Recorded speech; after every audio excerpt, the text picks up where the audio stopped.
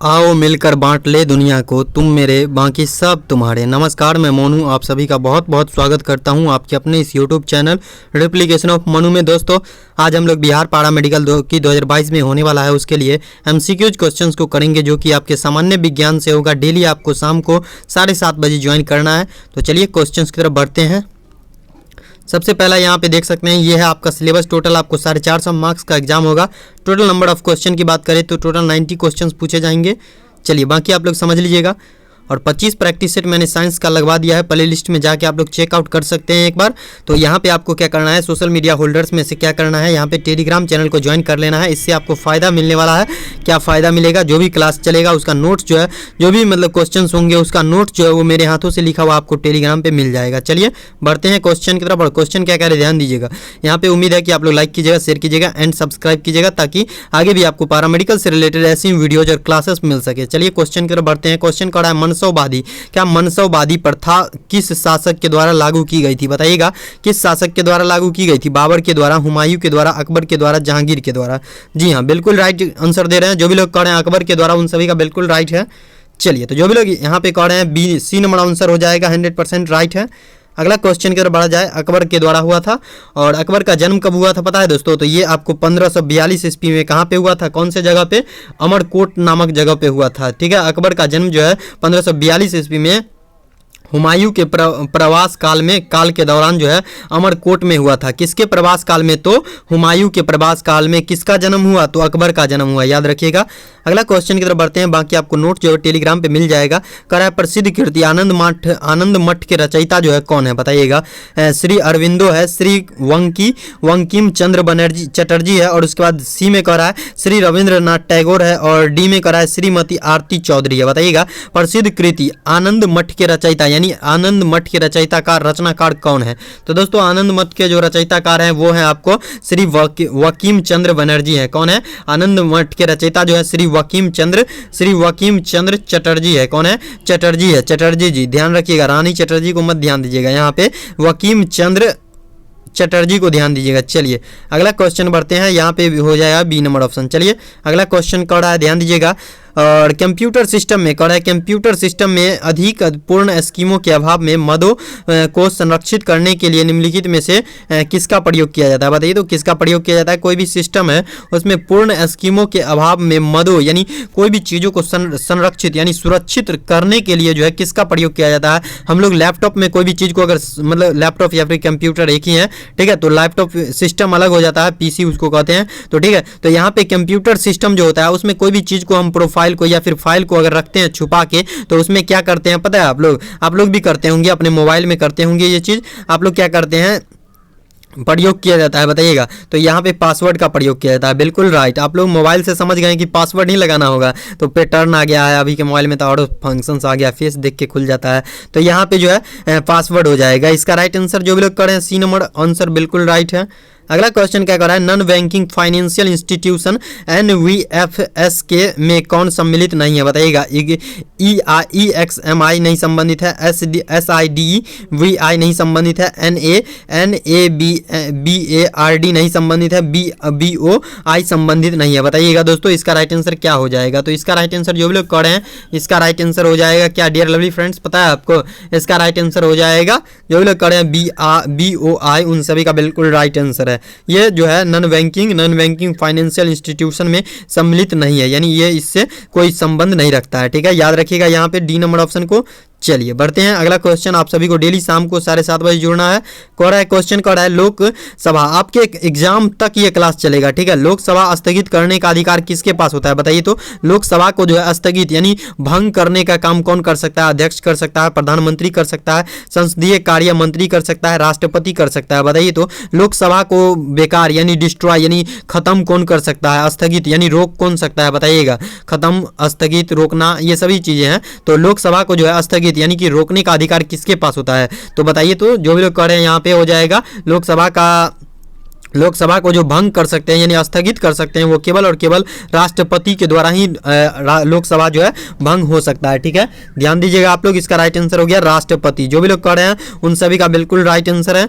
अगला क्वेश्चन की तरफ बढ़ते हैं। अगला क्वेश्चन क्या कह रहा है, निम्नलिखित में से कौन भारत में सामाजिक और धार्मिक सुधार में सक्रियता से नहीं जुड़े हुए हैं, बताइएगा। इनमें से कौन एगो ऐसा आदमी है जो कि सामाजिक और धार्मिक सुधार में सक्रियता यानी एक्टिवेशन का काम जो है नहीं किए हैं। राजा राम मोहन राय नहीं किए हैं, पंडित ईश्वर चंद्र विद्यासागर नहीं किए हैं, ज्योतिबा फूले नहीं किए हैं, भारतेंदु हरिश्चंद्र नहीं किए हैं। बताइएगा भारत में सामाजिक और धार्मिक सुधार में सक्रियता से नहीं जुड़े हुए हैं, कौन कौन नहीं जुड़े हैं बताइएगा। इसका राइट आंसर तो चारों में से कोई एगो है जिसका आपको चुनना है, तो इसका राइट आंसर हो जाएगा भारतेंदु हरिश्चंद्र। जो है भारतेंदु हरिश्चंद्र जी जो है ये क्या किए हैं, भारत में सामाजिक और धार्मिक सुधार के लिए जो है सक्रियता से नहीं जुड़े हुए हैं। बाकी ये सभी जो लोग जो है ज्योतिराव फूले भी एक धार्मिक और समाज सुधारक थे, उसके बाद पंडित ईश्वर चंद्र विद्यासागर भी ये समाज सुधारक थे, उसके बाद राजा राम मोहन राय भी ये समाज सुधारक ही थे। कौन थे, समाज सुधारक ही थे, याद रखिएगा इसको। ठीक है, अगला क्वेश्चन की तरफ बढ़ते हैं। भारत में उपराष्ट्रपति क्या कर रहा है, भारत में उपराष्ट्रपति का कार्यकाल जो है, उपराष्ट्रपति का कार्यकाल जो है कितना होता है बताइए। तो भारत में जो उपराष्ट्रपति का कार्यकाल कितने दिनों का होता है या फिर कितने वर्ष का होता है बताइएगा। 4 वर्ष का, 5 वर्ष का, 2 वर्ष का, 6 वर्ष का, बताइएगा इसका राइट आंसर। तो बताइएगा इसका राइट आंसर जो हो जाएगा क्या हो जाएगा, भारत के उपराष्ट्रपति का कार्यकाल जो है कितने दिनों का या फिर कितने वर्ष का या फिर कितने प्रकाश वर्ष का होता है बताइएगा आप लोग। तो यहाँ पे जो भी लोग कह रहे हैं कि ये हो जाएगा, इसका राइट आंसर क्या हो जाएगा। तो इसका राइट आंसर जो भी लोग कह रहे हैं कि 5 वर्षों का ना होता है, कोई भी मतलब राष्ट्रपति का भी चुनाव जो है 5 वर्ष पर ही होता है और हर एक चीज़ का 5 वर्ष पे चुनाव फिक्स है। ठीक है, तो यहाँ पे जो भी लोग करें 5 वर्ष उन सभी का बिल्कुल राइट है और 100% राइट है। सॉरी, बी नंबर ऑप्शन हो जाएगा, बी नंबर ऑप्शन। अगला क्वेश्चन की ओर बढ़ते हैं। कह रहे स्वतंत्रता के बाद रियासतों का भारत संघ में एकीकरण करने के लिए कौन जिम्मेवार है बताइए। तो स्वतंत्रता यानी हम लोग जब स्वतंत्र हुए तो उसके बाद जो है रियासतों का भारत संघ में एकीकरण करने के लिए कौन जिम्मेवार थे बताइएगा दोस्तों। इसका राइट आंसर क्या हो जाएगा, तो इसका राइट आंसर हो जाएगा कौन जिम्मेवार थे बताइएगा। ए में करा है श्री गोपालाचारी, उसके बाद बी में करा है पंडित जवाहरलाल नेहरू और जिम्मेवार थे, उसके बाद सी में करा है सरदार वल्लभ भाई पटेल जिम्मेवार थे इसके लिए यानी एकीकरण के लिए, और डी में करा है मौलाना अब्दुल कलाम आजाद जो थे ये जिम्मेवार थे एकीकरण के लिए, भारत का एकीकरण के लिए, है ना। तो बताइएगा इसका राइट आंसर क्या हो जाएगा। तो इसका राइट आंसर जो भी लोग कर रहे हैं क्या हो जाएगा, इसका राइट आंसर जो भी लोग कर रहे हैं सरदार वल्लभ भाई पटेल जो है भारत जब स्वतंत्र हुआ तब इसका बंटवारा के लिए जो है ये वल्लभ भाई पटेल ही जिम्मेवार है। ठीक है, याद रखिएगा दोस्तों, यहाँ पे सी नंबर ऑप्शन बिल्कुल राइट है। अगला क्वेश्चन की ओर बढ़ते हैं। ओलंपिक खेलों में क्या करा है, ओलंपिक खेलों में एकल वर्ग में स्वर्ण पदक जीतने वाला भारतीय कौन है बताइएगा।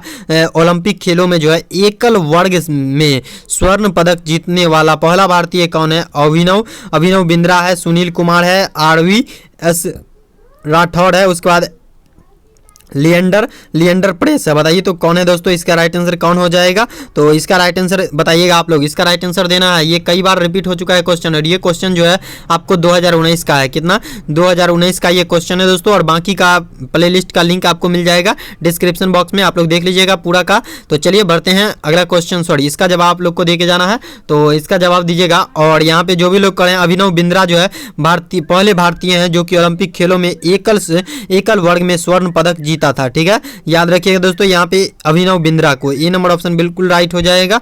अगला क्वेश्चन क्या कर रहा है, वातावरण की सबसे गर्म परत जो है कौन सी है बताइए। तो वातावरण की सबसे गर्म परत कौन सी है, थर्मोस्फीयर है, ट्रोपोस्फीयर है, स्टेटोस्फीयर है, उसके बाद मेसोस्फीयर है, बताइएगा इसका राइट आंसर क्या हो जाएगा। तो इसका राइट आंसर जो हो जाएगा लवली फ्रेंड्स वो हो जाएगा थर्मोस्फीयर। ये चीज़ आप लोग मतलब केमिस्ट्री में भी पढ़े होंगे, है ना, केमिस्ट्री में भी पढ़े होंगे और बायोलॉजी में भी पढ़े होंगे 12th के। ठीक है, तो यहाँ पे जो भी लोग करें ए नंबर ऑप्शन उन सभी का बिल्कुल राइट है। अगला क्वेश्चन कर रहा है, टिहरी बांध जो है किस नदी पर बनाया गया। ये क्वेश्चन कई बार रिपीट हो चुका है दोस्तों, ध्यान दीजिएगा, ये क्वेश्चन आपको 2019 का है। ठीक है, चलिए ध्यान दीजिएगा। और टिहरी बांध जो है किस नदी पे स्थित है बताइएगा। अलकनंदा नदी पे स्थित है। उसके बाद भागीरथी नदी पे स्थित है टिहरी बांध। उसके बाद गंगा नदी पे टिहरी बांध स्थित है। उसके बाद कह रहा है हुगली नदी पर जो है टिहरी बांध स्थित है। बताइएगा कहाँ पे ये टिहरी बांध स्थित है, कौन से नदी पे।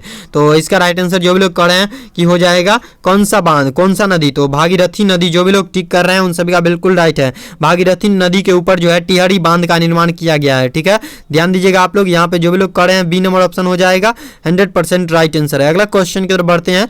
राज्यपाल के विवेकाधिकार कहाँ पर सीमित है बताइए। तो राज्यपाल के विवेकाधिकार को कहाँ पर सीमित कर दिया गया है। टोटल आपको 20 क्वेश्चन पूछे जाएंगे और 20 क्वेश्चन के लिए आपको 100 मार्क्स दिया जाएगा जीके के लिए। ठीक है, ध्यान दीजिएगा, इस चीज को आप लोग कभी मत भूलिएगा। राज्यपाल के विवेकाधिकार कहाँ पर सीमित है बताइएगा। मुख्यमंत्री की नियुक्ति तक ही सीमित है। मंत्रालय की बर्खास्तगी तक ही स्थित है, मतलब सीमित है। उसके बाद सी में करा विधानसभा को भंग करने तक ही मतलब इसका राज्यपाल के विवेकाधिकार को सीमित किया गया है। और उसके बाद डी में करा विधायकों की स्वीकृति देने तक जो है यहाँ पे राज्यपाल के विवेकाधिकार सीमित है। बताइए तो कहाँ तक सीमित है। तो इसका राइट आंसर जो भी लोग कह रहे हैं क्या हो जाएगा। तो जो भी लोग यहाँ पे कह रहे हैं राज्यपाल के विवेकाधिकार जो है विधायकों की स्वीकृति देने तक ही है, तो उन सभी का बिल्कुल राइट है, यानी कि डी नंबर ऑप्शन बिल्कुल राइट है डियर लवली फ्रेंड्स। यहाँ पे जो भी लोग कर रहे हैं डी नंबर ऑप्शन उन सभी का बिल्कुल राइट है, 100% राइट आंसर है डियर लवली फ्रेंड्स।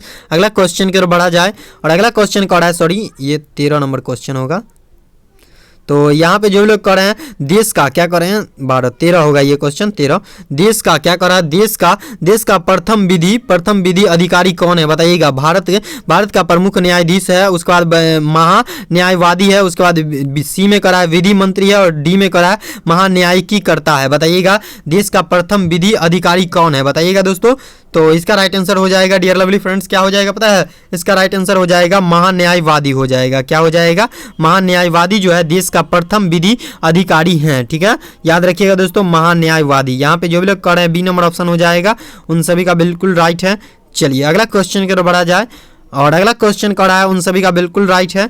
अगला क्वेश्चन क्या कर रहा है, भारत के किस राज्य में सबसे लंबी तटीय रेखा है बताइएगा। तमिलनाडु में है, तमिलनाडु में, आंध्र प्रदेश में, गुजरात में, पश्चिम बंगाल में। बताइए तो किस राज्य में है। तो जी हाँ बिल्कुल राइट है आप सभी का। तो अगला क्वेश्चन की तरफ बढ़ते हैं। इसका राइट आंसर क्या हो गया देख लेते हैं। तो इसका राइट आंसर जो हो जाएगा दोस्तों, इसका राइट आंसर हो जाएगा गुजरात। जी हाँ बिल्कुल राइट है, गुजरात। जो भी लोग कर रहे हैं बिल्कुल राइट है। आप सभी वीडियोज को देख लीजिएगा अगर आप लोग नहीं देखे हैं तो। जो भी लोग कर रहे हैं सी नंबर 100% राइट है। कर रहा है कर्नाटक, कर्नाटक मतलब ये आपको आदेश दे रहा है कर्नाटक,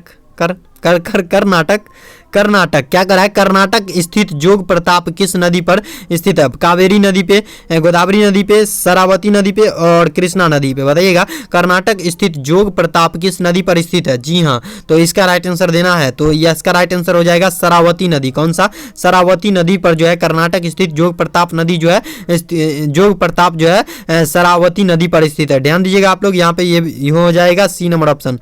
अगला क्वेश्चन करा वर्ल्ड इकोनॉमिक, क्या वर्ल्ड इकोनॉमिक आउटलुक रिपोर्ट किसके द्वारा प्रकाशित की जाती है। अंतर्राष्ट्रीय मुद्रा कोष के द्वारा, विश्व बैंक के द्वारा, भारतीय रिजर्व बैंक के द्वारा, UNCTAD के द्वारा। बताइएगा तो इसका राइट आंसर हो गया क्या पता है, इसका राइट आंसर हो गया अंतर्राष्ट्रीय मुद्रा कोष के द्वारा। जो भी लोग कर रहे हैं बिल्कुल राइट है, अंतर्राष्ट्रीय मुद्रा कोष। क्या हो जाएगा, अंतर्राष्ट्रीय मुद्रा कोष, यानी कि ए नंबर ऑप्शन बिल्कुल राइट है।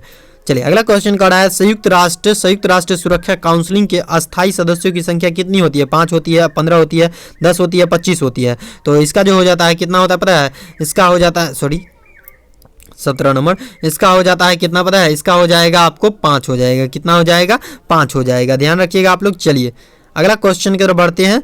5 जो भी लोग कर रहे हैं ए नंबर ऑप्शन उन सभी का बिल्कुल राइट है।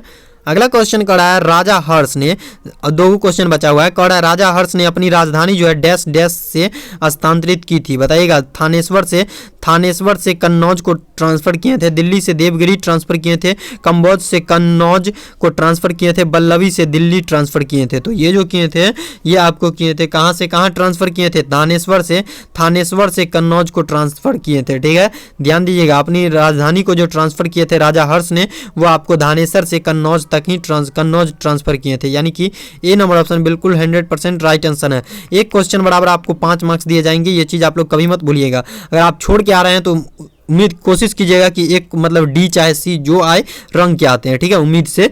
तो यहाँ पे किस प्रकार का विदेशी प्रत्यक्ष निवेश जो है असुरक्षित माना जाता है? विदेशी प्रत्यक्ष निवेश यानी एफडीआई, उसके बाद पोर्टफोलियो निवेश, उसके बाद एनआरआई जमा राशि, उसके बाद बाहरी वाणिज्यिक उधार। बताइए तो किस प्रकार का विरोधी प्रत्यक्ष जो है असुरक्षित माना जाता है, यानी कोई उसका मतलब सुरक्षित नहीं है। असुरक्षित कहने का मतलब क्या? कोई भी उसको ले सकता है, ठीक है। तो इसका राइट आंसर देना है डियर लवली फ्रेंड्स। तो यहाँ पे हो जाएगा पोर्टफोलियो। क्या हो जाएगा? पोर्टफोलियो। जी हाँ, बिल्कुल राइट आंसर है पोर्टफोलियो। राइट आंसर है पोर्टफोलियो। बी नंबर ऑप्शन बिल्कुल राइट है। सबसे लास्ट क्वेश्चन करना है, भारत का सबसे बड़ा सौर शक्ति संयंत्र जो है कहाँ पे स्थित है? बताइएगा, भारत का सबसे बड़ा सौर शक्ति संयंत्र जो है कहाँ पे स्थित है?